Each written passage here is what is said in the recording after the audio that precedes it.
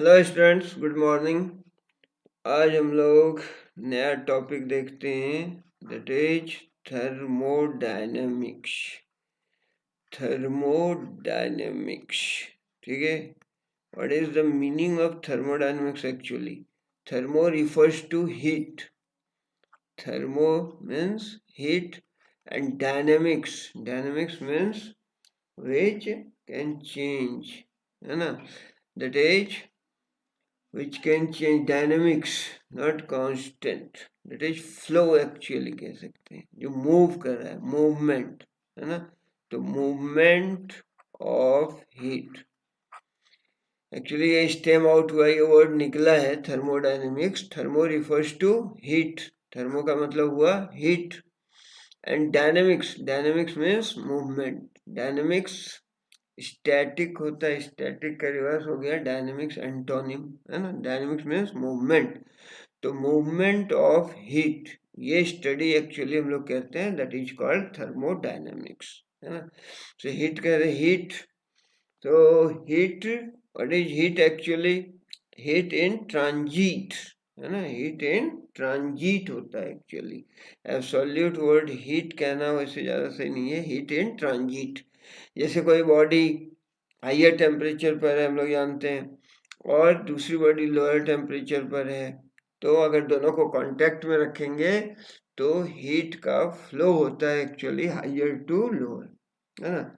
So the word क्या हो जाता है? Transit, heat in transit. Actually heat क्या है? It is energy in transit, energy का ट्रांसफर होता है फ्रॉम सिस्टम टू सराउंडिंग, ठीक है। फिर हम लोग बात करेंगे एक्चुअली थर्मल इक्विलिब्रियम की।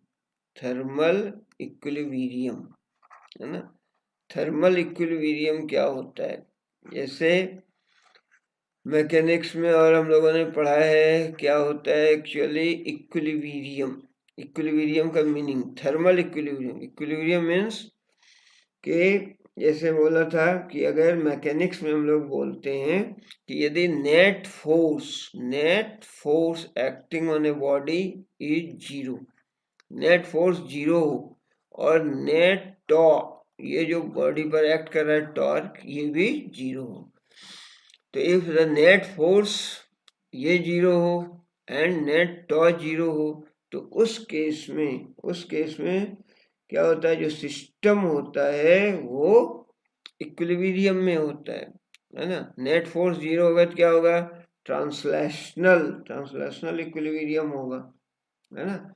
यदि नेट फोर्स जीरो है तो उस केस में ट्रांसलेशनल मोशन नहीं होगा, और यदि नेट टॉर्क जीरो है तो रोटेशनल मोशन भी नहीं होगा, तो body is said to be in equilibrium.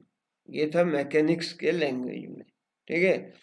और यहाँ हम लोग बात करेंगे एक्चुअली थर्मल इक्विलिब्रियम की, है ना? थर्मल इक्विलिब्रियम का जो अर्थ है एक्चुअली, है ना, थर्मोडायनेमिक्स में थर्मल इक्विलिब्रियम की यदि हम लोग बात करते हैं तो कहते हैं, जैसे मान लो कोई गैस है, गैस और एक किसी कंटेनर में गैस है ना, और ये कंप्लीटली आइसोलेटेड है सराउंडिंग से, है ना?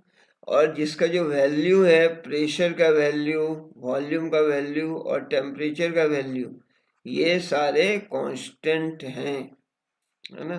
कोई गैस है और ये इनक्लोज्ड वेसल में है ना? ये वेसल क्या है? दिस वेसल इज इनक्लोज्ड, इसके अंदर गैस है। तो ये थर्मल इक्विलिब्रियम में कब कहलाएगा?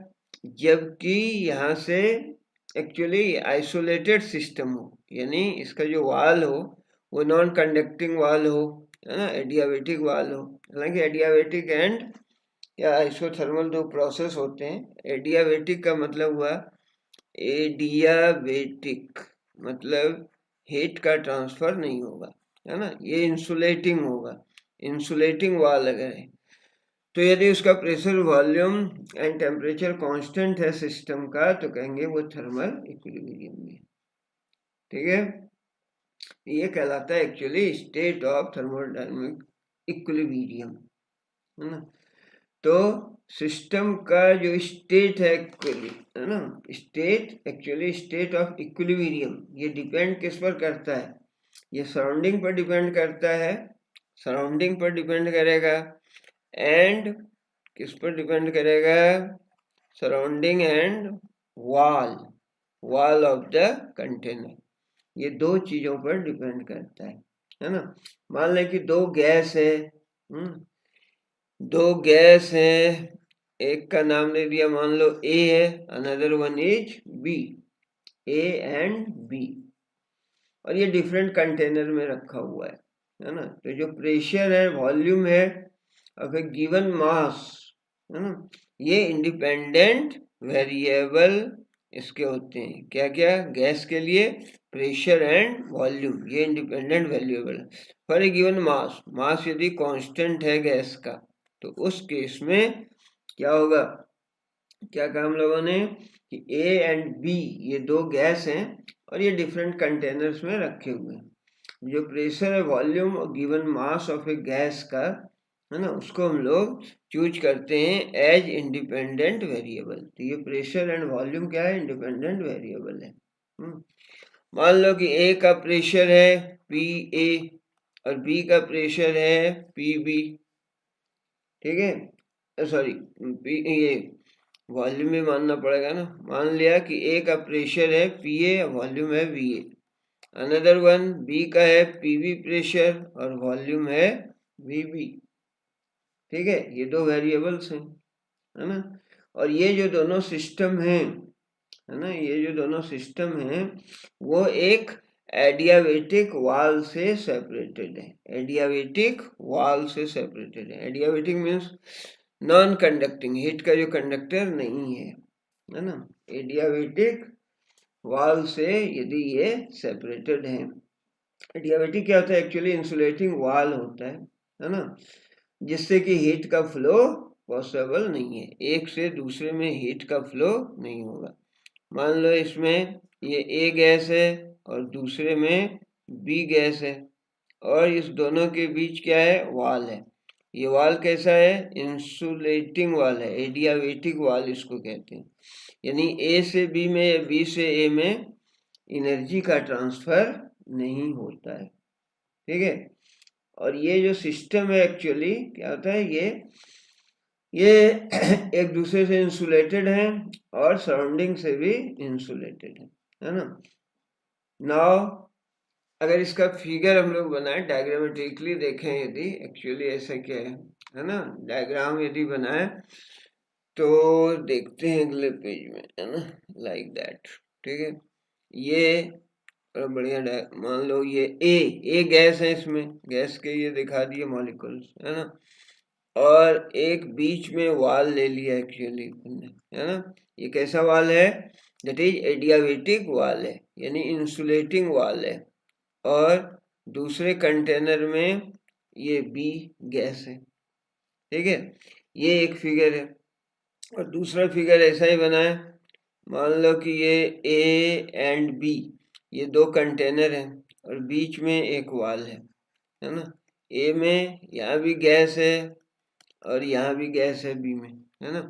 बट ये जो वाल है ये कंडक्टिंग वाल है, ठीक है। क्या कहा कि जो पहला डायग्राम बनाया उसमें इंसुलेटिंग वाल से सेपरेटेड है, और दूसरा जो डायग्राम हम लोगों ने बनाया, है ना, कि ये इसको डायथर्मिक वाल भी बोलते हैं, दैट इज कंडक्टिंग वाल। दिस वन इज कंडक्टिंग वाल, मतलब इससे एनर्जी का ट्रांसफर हो सकता है ए से बी या बी से ए में। और ये नॉन कंडक्टिंग वाल है, इसको बोलते हैं एडियाबेटिक वाल। ये एडियाबेटिक है। एडियाबेटिक एक्चुअली दो तरह के प्रोसेस होते हैं, एक थर्मल प्रोसेस जिसमें टेम्परेचर कांस्टेंट होता है, दूसरा एडियाबेटिक प्रोसेस जिसमें हीट का एक्सचेंज नहीं होता है ना। कंडक्टिंग वाल से क्या होता है एक्चुअली? ये अलाउ करता है एनर्जी ट्रांसफर को। एनर्जी कौन सी? जैसे हीट एनर्जी ट्रांसफर हो सकती है from A to B conducting wall के केस में, जिसको डायथर्मिक वाल भी बोलते हैं, ठीक है। अब ये जो सिस्टम है ए और बी, ये इस केस में ये चेंज होता है जब तक कि दोनों इक्विलिब्रियम स्टेट में नहीं आ जाते, है ना। जब कंडक्टिंग वाल्व से जोड़ दिया तो क्या होगा, ए से एनर्जी का फ्लो होगा। एक्चुअली वो एनर्जी क्या होगी, हीट एनर्जी का फ्लो होगा फ्रॉम ए टू बी, है ना। कब तक होगा, जब तक कि दोनों इक्विलिब्रियम स्टेट में नहीं आ जाते, है ना। बात समझ में आ रही है।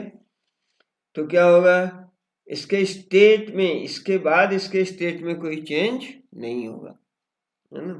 एनर्जी का फ्लो कब तक होगा, जब तक ए एंड बी दोनों इक्विलिब्रियम में नहीं आ जाते हैं, और एक बार जब इक्विलिब्रियम में आ जाएंगे तो फिर स्टेट में कोई चेंज नहीं होगा, ठीक है। तो जो प्रेशर एंड वॉल्यूम है ये दो गैस का, है ना। मान लो पहले क्या था, पहले था P A and V A का प्रेशर एंड वॉल्यूम। तो अब मान लो ये हो गया P dash A and V dash A, और बी का था क्या, पी बी, तो ये हो गया पी बी डैश, और वॉल्यूम था वी बी, तो अब ये हो गया वी बी डैश, है ना। यानी ये चेंज हो गया, ठीक है। ये न्यू स्टेट जो ए बी का है ये अब एक दूसरे के इक्विलिब्रियम में होगा, है ना। जब इक्विलिब्रियम में होगा तो फिर एनर्जी में कोई चेंज नहीं होगा, है ना। एनर्जी में कोई चेंज नहीं हुआ ए और बी की एनर्जी में। तो हम लोग क्या कहेंगे, जो सिस्टम ए है वो सिस्टम बी के साथ, सिस्टम ए सिस्टम बी के साथ थर्मल इक्विलिब्रियम में है, ठीक है। तो हम लोग इस केस में कहेंगे कि A and B thermal equilibrium में है, ठीक है। तो ये थर्मल इक्विलिब्रियम की बात है एक्चुअली, है ना। तो अब थर्मोडायनेमिक्स में जब हम लोग पहले लॉ पढ़ते हैं, that is zeroth law of thermodynamics, then first law of thermodynamics, second law of thermodynamics, है ना। तो पहले है क्या, जीरोथ लॉ ऑफ थर्मोडायनेमिक्स, है ना। जीरोथ लॉ, उसको जीरोथ लॉ क्यों कहा गया, क्योंकि इसके पहले 1 एंड 2 आ चुका था, है ना। इसलिए इसका नाम है जीरोथ लॉ ऑफ थर्मोडायनेमिक्स, है ना। और ये लॉ एक्चुअली दिया किसके द्वारा गया था, है ना, जीरोथ लॉ ऑफ थर्मोडायनेमिक्स। ये इसका जीरोथ लॉ क्यों नाम है, क्योंकि ये लॉ आ गए थे फर्स्ट एंड सेकेंड, उसके बाद ये लॉ आया, है ना। नौ, तो जीरोथ लॉ ऑफ थर्मोडायनेमिक्स को समझने के लिए अपने को इमेजिन करते हैं कि यही दो सिस्टम है ना, A and B. There are two systems A and B. चलिए डायग्राम के लिए चेंज कर देते हैं, है ना। There are two systems A and B. A and B ये दो सिस्टम है, ठीक है। और ये सेपरेटेड है बाय एडियाबेटिक वॉल, ये इंसुलेटिंग वॉल के द्वारा सेपरेटेड है। इसमें गैस है ए और ये जो दूसरा है बी, है ना। और इसके ऊपर ये लगा हुआ है conducting wall, this one is conducting wall, है ना। और यहाँ थर्ड सिस्टम इसके ऊपर रखा गैस है जिसमें, दैट इज, इसको सी बोल दिया अपन ने, है ना। और इसमें भी गैस है, लाइक दैट, ठीक है। तो ए एंड बी दो सिस्टम है जो कि सेपरेटेड है एक एडियाबेटिक वॉल से। एडियाबेटिक वॉल क्या होता है बताया, एडियाबेटिक वॉल मतलब नॉन कंडक्टिंग वॉल है, हीट का ट्रांसफर, एनर्जी का ट्रांसफर एक से दूसरे में नहीं होगा, ठीक है। और ये दोनों ही वॉल ए एंड बी ये सी के कांटेक्ट में, एक थर्ड सिस्टम है दैट इज सिस्टम सी, इसके कांटेक्ट में है ए एंड बी, एक दूसरे से सेपरेटेड है एडियाबेटिक वाल से यानी इंसुलेटिंग वाल से, और ये ए एंड दिस क्या बी दोनों फिर सी से कनेक्टेड है। कैसे है, दोनों के बीच ये जो है that one is conducting wall, diathermic wall है, दैट इज कंडक्टिंग वॉल, यानी इससे एनर्जी का ट्रांसफर हो सकता है, होता है। ठीक है, नाउ जो स्टेट है सिस्टम्स का ये चेंज होगा, है ना। चेंज क्यों होगा, कब तक होगा, जब तक कि यानी ए एंड बी ये अगर थर्मल इक्विलिब्रियम क्या आएगा, सी के साथ थर्मल इक्विलिब्रियम में आ जाएगा। बात समझ में आ रही है, A and B they are two systems, और इसके बीच लगा एडियाबेटिक वाल, यानी ए से बी या बी से ए, इधर एनर्जी का ट्रांसफर नहीं होगा, हीट का ट्रांसफर नहीं होगा। बट ए एंड बी ये सी के साथ कनेक्टेड है, थर्ड सिस्टम सी के साथ, और वाया कंडक्टिंग वाल, ये कंडक्टिंग वाल है, यानी ए से सी में या बी से सी में यहाँ पर एनर्जी का ट्रांसफर होगा। और कब तक ट्रांसफर होगा, जब तक कि ए सी एंड बी सी ये दोनों थर्मल इक्विलिब्रियम में नहीं आ जाते हैं। सब समझ में आई, है ना। तो ये देखा गया कि जो स्टेट है ए एंड बी का, उसके बाद ये फिर चेंज नहीं होगा, है ना। इसका मतलब क्या है कि वो एक दूसरे के साथ थर्मल इक्विलिब्रियम में आ जाएंगे, है ना। ए से सी इसमें होगा एनर्जी का ट्रांसफर, हीट का ट्रांसफर, बी से सी में होगा, कब तक होगा, जब तक कि A C and B C thermal equilibrium में नहीं आ जाते। ठीक है, तो actually zeroth law of thermodynamics ये कहता है कि टू सिस्टम्स, है ना, two systems in thermal equilibrium with a third system separately are in thermal equilibrium with each other. Two systems in thermal equilibrium, जैसे A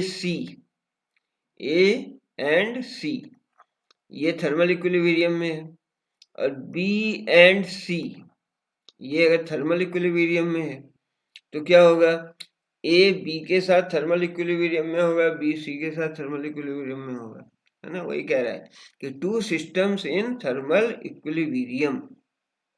ठीक है, तो विथ ए थर्ड सिस्टम के साथ सेपरेटली अगर थर्मल इक्विलिब्रियम में है ना, तो क्या होगा कि जो ईच सिस्टम है एक दूसरे के साथ थर्मल इक्विलिब्रियम में होगा, है ना।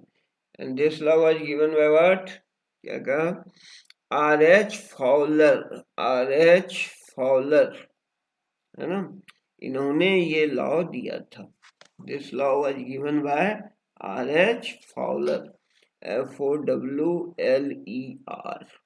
है ना, इन द ईयर ऑफ 1931 ये लॉ दिया गया था, है ना। ठीक है, कब दिया गया था एक्चुअली, बहुत first and second law thermodynamics आ चुका था, इसके बहुत समय के बाद ही आया। दैट्स वाई इसका जो नाम है वो रखा गया जीरोथ लॉ ऑफ थर्मोडायनेमिक्स, है ना। तो जीरोथ लॉ क्लियरली सजेस्ट करता है एक्चुअली कि सिस्टम ए और बी अगर ये थर्मल इक्विलिब्रियम में हैं, है ना, सिस्टम ए एंड बी यदि थर्मल इक्विलिब्रियम में है तो कोई एक ऐसी फिजिकल क्वांटिटी होगी जिसका की वैल्यू दोनों के लिए सेम होगा। ए एंड बी यदि दो सिस्टम थर्मल इक्विलिब्रियम में है तो दोनों के बीच कोई ऐसी एक फिजिकल क्वांटिटी होगी जो कि चेंज नहीं होगी, यानी सेम होगी।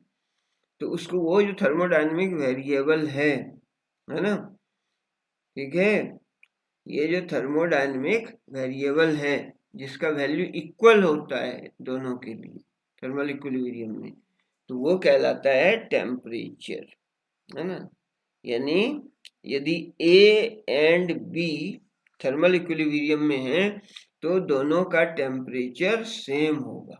जैसे इस एग्जांपल में बोला कि ए एंड सी यदि थर्मल इक्विलिब्रियम में है, मतलब कि जो टेम्परेचर है ए का वही टेम्परेचर होगा सी का, है ना, ठीक है। ए एंड सी इसके बीच कंडक्टिंग वॉल है तो एनर्जी का ट्रांसफर होगा फ्रॉम ए टू सी, कब तक होगा, जब तक कि दोनों का एनर्जी सेम ना हो जाए, हीट एनर्जी की हम बात करें, दोनों का हीट सेम नहीं हो जाए, यानी टेम्परेचर सेम नहीं हो जाए एक्चुअली, है ना। हीट एनर्जी का फ्लो रुक जाएगा जबकि ए और सी का टेम्परेचर सेम हो जाएगा, तो कहेंगे क्या, ए और सी थर्मल इक्विलिब्रियम में है, ठीक है। उसी तरह बी और सी थर्मल इक्विलिब्रियम में है, तो टेम्परेचर ऑफ बी ये बराबर होगा टेम्परेचर ऑफ सी के।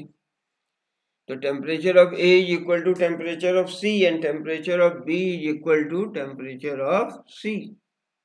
इससे क्या कंक्लूजन निकलता है, then it will imply temperature of A must be equal to temperature of B. Temperature A का है वो बी के टेम्परेचर के बराबर होगा, है ना। तो इस तरह से जो सिस्टम है ए एंड बी ये भी थर्मल इक्विलिब्रियम में होगा। ए सी है थर्मल इक्विलिब्रियम में, तो टी ए बराबर टी सी है, टेम्परेचर सेम है। बी सी थर्मल इक्विलिब्रियम में होगा, तो क्या होगा, temperature of B is equal to temperature of C. इसका मतलब है temperature of A must be equal to temperature of B. यानी ए यदि सी के साथ थर्मल इक्विलिब्रियम में है, बी सी के साथ थर्मल इक्विलिब्रियम में है, तो ए सिस्टम ए और बी ये भी थर्मल इक्विलिब्रियम में होंगे, ठीक है। समझ में आई। उसके बाद कुछ कंसेप्ट हैं, कुछ डेफिनेशंस हैं जिसको अपने को जानना, कुछ टर्मिनोलॉजी हैं जिसको जानना जरूरी है ना। जैसे हीट के बारे में हम लोगों ने पढ़ा है, हीट, ठीक है। Heat is a form of energy, ऐसा कहा, ठीक है। हीट क्या है, it is a form of energy.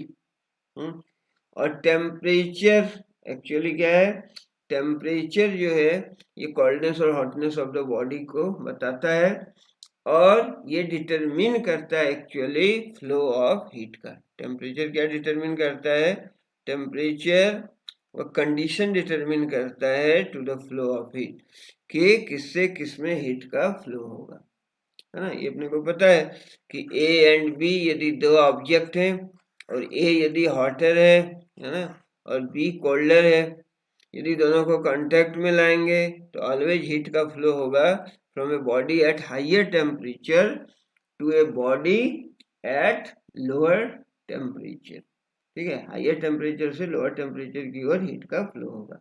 और ये फ्लो कब तक होगा, जब तक कि दोनों का टेम्परेचर सेम नहीं हो जाता, है ना। जबकि टी ए बराबर टी बी हो जाए, दोनों का टेम्परेचर जब सेम हो जाएगा तो ये फ्लो रुक जाएगा। तो ये जो दोनों बॉडी हैं A and B, they will be said in thermal equilibrium, they are said to be in thermal equilibrium, तब ये कहलाएंगे, ये दोनों बॉडी थर्मल इक्विलिब्रियम में कहलाएंगे, है ना। और उसके बाद एक्चुअली कंसेप्ट है internal energy of A system, है ना। उसके बाद एक कंसेप्ट है हीट के बाद internal energy. Actually internal energy का मीनिंग है, गैस के केस में जैसे बोलते हैं तो इंटरनल एनर्जी, कोई भी सब्सटेंस है, कोई भी बल्क में सब्सटेंस है, तो actually that substance is made up of molecules. वो सब्सटेंस किससे बना होता है, मॉलिक्यूल से बना होता है। कोई भी सब्सटेंस है तो वो मॉलिक्यूल्स से बना होता है ना। और मॉलिक्यूल्स हमेशा मोशन में होते हैं ये, है ना। इनकी यानी एनर्जी होती है kinetic, they possess kinetic energy as well as potential energy, है ना।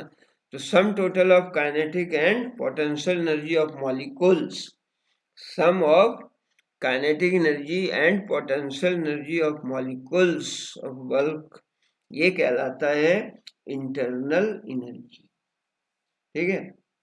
तो इंटरनल एनर्जी क्या है, sum of molecular kinetic and potential energy.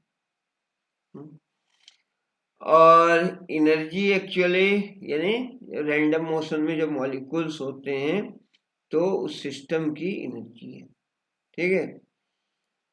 बात समझ में आ रही है। और यदि फोर्स इंटरमॉलिक्यूलर फोर्स, इसको यदि नेग्लेक्ट कर दिया जाए, है ना, जो एक्चुअली जो मॉलिक्यूल्स होंगे तो मॉलिक्यूल्स के बीच फोर्स होता है, एक मॉलिक्यूल दूसरे मॉलिक्यूल को अट्रैक्ट करता है ना, जिसको बोलते हैं intermolecular force.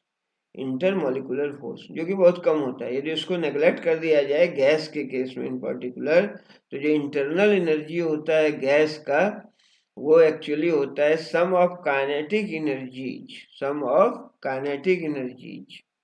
Of the molecules.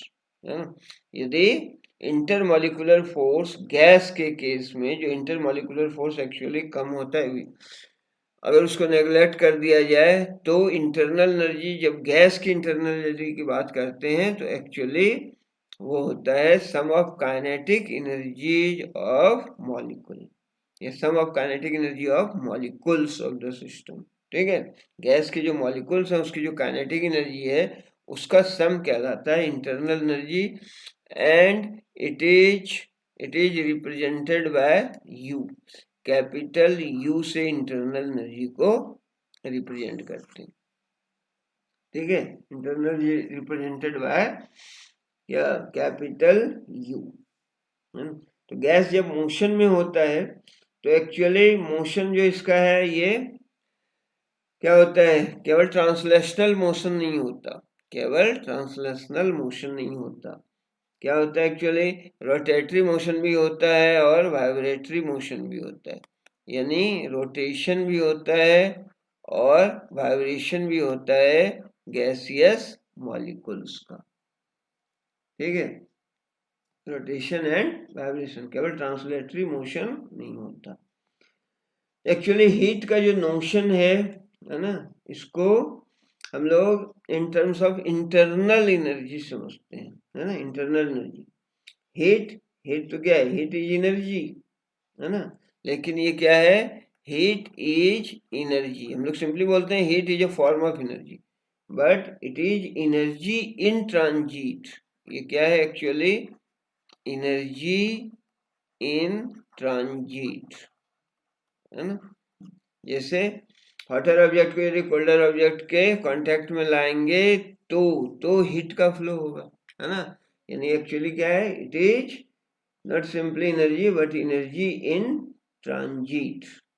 ठीक है, यानी मोशन में जब होता है। बात समझ में आई, दोनों में डिस्टिंक्शन। तो ऐसा कहते हैं gas in A given state has a certain amount of heat, है ना। गैस जो है एक्चुअली, किसी गैस को क्या है, सर्टेन अमाउंट ऑफ हीट है। तो कहते हैं ऐसा कहना गलत है ना। जैसे कहें कि गैस किसी भी स्टेट में, gas in A given state has a certain amount of work, ऐसा भी नहीं कह सकते, है ना। Gas in A given state has a, कोई गैस है किसी भी स्टेट में, gas in A given state has certain amount of internal energy. अगर गैस है किसी स्टेट में तो इसको certain amount of internal energy होगी। ठीक है, तो एक्चुअली क्या कहते हैं, इंटरनल एनर्जी को इंक्रीज कैसे करते हैं, है ना।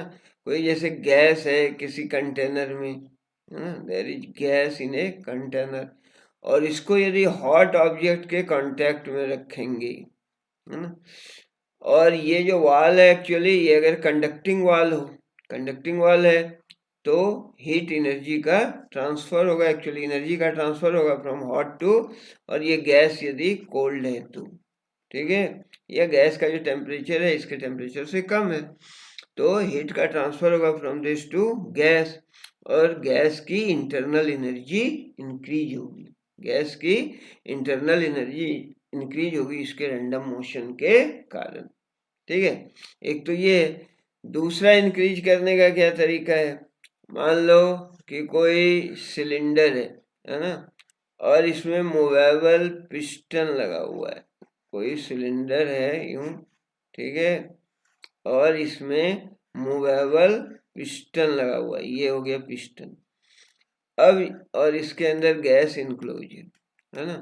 अब यदि इसको पिस्टन को डाउनवर्ड प्रेस करेंगे, ठीक है, डाउनवर्ड प्रेस करेंगे तो इस केस में इसकी इंटरनल एनर्जी बढ़ जाएगी। ठीक है, यानी जब वर्क डन किया जाएगा गैस पर, work done on the gas, यदि ये पिस्टन है इसको यदि प्रेस किया जाएगा, है ना, तो गैस पर वर्क डन होगा और इसकी एनर्जी क्या होगी, बढ़ जाएगी। इंटरनल एनर्जी, ठीक है। तो certain amount of heat is supplied to the system, certain amount of work was done by the system, ठीक है, ऐसा कहना सही। certain amount of heat is supplied, a certain amount of work is done by the system, है ना। तो heat और work जो है थर्मोडायनेमिक्स में एक्चुअली ये स्टेट वेरिएबल्स नहीं है। हीट एंड वर्क ये स्टेट वेरिएबल्स नहीं है, ये एक्चुअली क्या है, मोड ऑफ एनर्जी ट्रांसफर है, mode of energy transfer to a system. और जब एनर्जी का ट्रांसफर होगा सिस्टम में तो इसकी जो इंटरनल एनर्जी है U, इस इंटरनल एनर्जी में चेंज होगा, ठीक है।